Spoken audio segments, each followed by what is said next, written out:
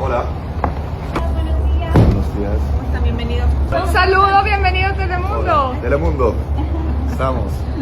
Herkese merhaba arkadaşlar, kanalıma hoş geldiniz. Yepyeni bir video ile karşınızdayım. Arkadaşlar, bugünkü videomuzda başarılı ve karizmatik oyuncumuz Can Yaman'dan yepyeni görüntüler geldi. Can Yaman'ın uluslararası film festivalinden olan muhteşem görüntülerini sizler için YouTube kanalımda video halinde sunuyorum. Umarım beğenirsiniz. Arkadaşlar, videomu beğendiyseniz kanalımı izlemeyi ve bildirim butonuna basmayı unutmayın. Şimdilik benden bu kadar olsun. Yeni videomuzda görüşmek üzere. Hoşça kalın.